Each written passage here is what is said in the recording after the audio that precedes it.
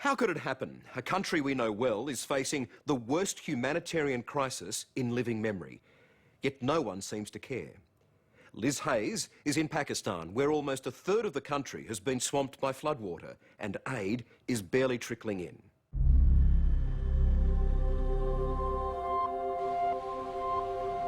It's almost impossible to describe the magnitude of this disaster. The floodwaters here cover an area the size of England. 20 million people have been affected. That's a human toll bigger than the Haiti earthquake and the Boxing Day tsunami combined. And now disease is looming. It really couldn't get much worse. But it seems not too many people really care.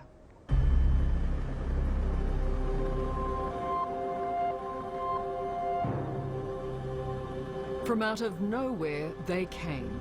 Flood victims crammed onto a wooden boat, forced to find their own way out of this inland sea. One crowded boat in just one corner of a country that is literally drowning.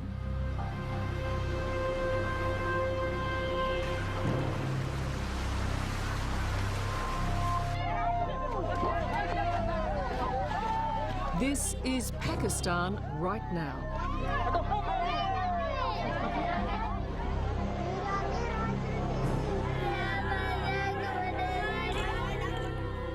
And for its Prime Minister Yusuf Raza Gilani, it is a desperate sight. In fact, this is one of the biggest ever disaster in the world histories.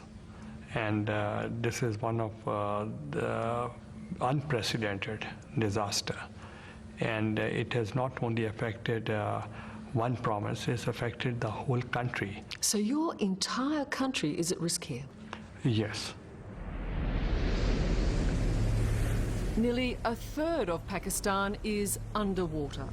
Earlier this month, torrential monsoon rain sent a wall of water down the mountains, surging south, spreading out and swallowing up Pakistan's farming heartland. It's not until you get into the air that you understand the sheer scale of this disaster. As far as the eye can see, there is water. And down there are hundreds of thousands of families waiting for someone, anyone, to turn up. They have lost just about everything, but what they need now is food and medicine, but mostly just to get the hell out of here. Those who have escaped take refuge wherever they can. In schools, in tents by the road, and if they're lucky, in a refugee camp. But wherever they are, the expression on their faces is the same. Despair and bewilderment, as if they're trying to comprehend what's happened. This is how they have to now live, yes, which they're not used to. Yes. Major Riaz Shaheed has the overwhelming task of taking care of these people. This is your biggest camp? Yeah, yes. How many people here? 2,600. Have you seen anything like this before? No, I think because in my life I have never seen this scale of calamity in my life. We need a much more bigger effort and a bigger scale to help these people. Otherwise, these people would suffer a lot.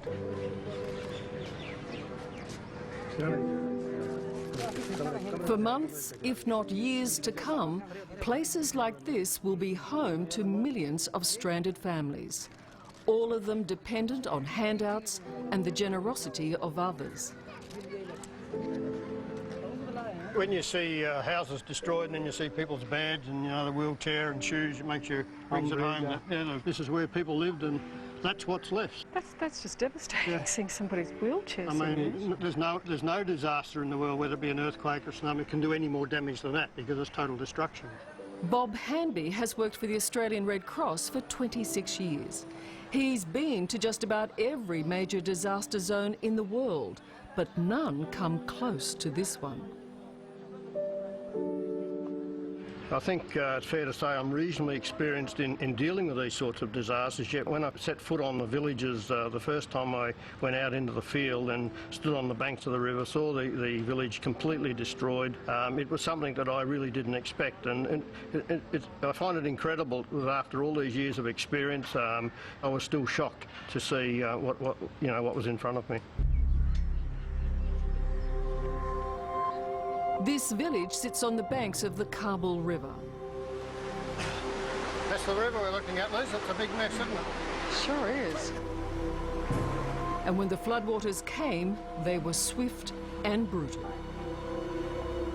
Ultimately, we're talking about an inland tsunami, aren't we?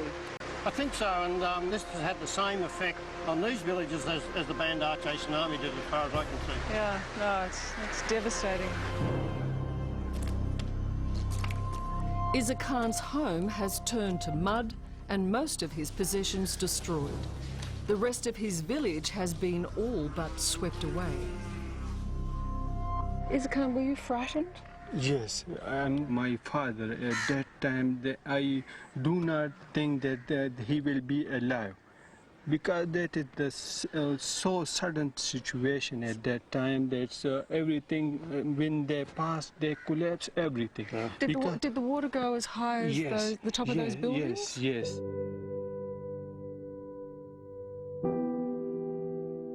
So many homes, fragile to begin with, are gone. Now relief workers like Bob are here to bring back to these people the basics.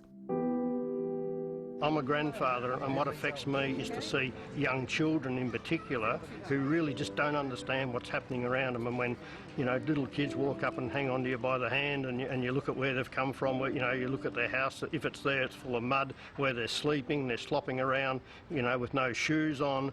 They look at you and say, well, mister, what are you going to do for us, And But realistically, how long will it take for this country to recover? yes, it's a question that we're asking ourselves all the time. We're talking years.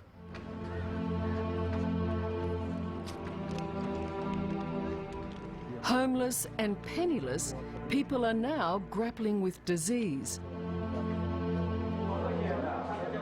And the suffering is almost impossible to watch. So this is our mobile clinic. Iman Katrin Kiswani runs mobile medical clinics for Médecins Sans Frontières, and every day is a battle in holding back the next wave in this disaster.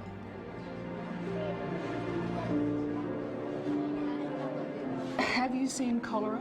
This area is endemic, and we know that cholera will come. Disease could be as bad as the initial destruction. Yeah, that's true. Many of the diseases, like we talked about cholera, is without treatment, it's 50% mortality. 50%? Yeah, it can be up to 50%, yeah, without treatment. So half the people could die if they don't get this treatment. It's a big job, isn't it? Yeah, it's a challenge. That's the understatement of the day.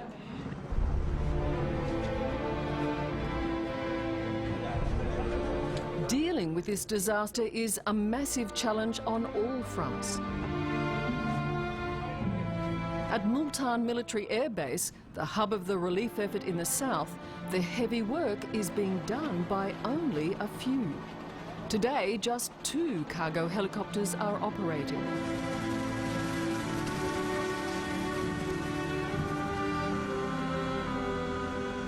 And aid agencies are frustrated by a stalled international response.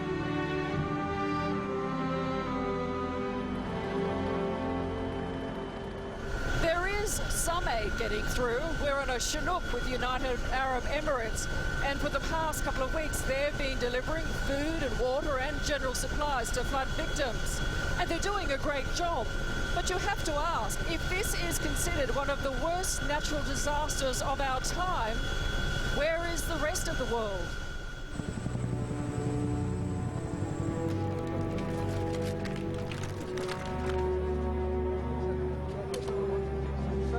The problem these desperate people face is that internationally their country is on the nose. Racked by corruption and a haven for terrorists, Pakistan does not easily attract sympathy or charity.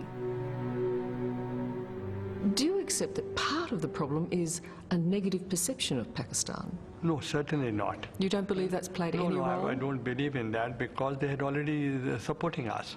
But at the same time, Pakistan alone as a nation, one nation can't fight with this menace.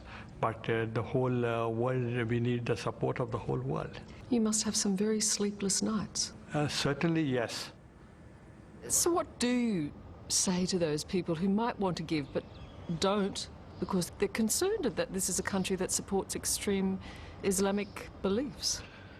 Yeah, I mean, I can understand why people think that way sometimes, but from my point of view, you're not giving to that country or that government, you're giving it to the people that we are meeting out on the ground every day of the week when we're working.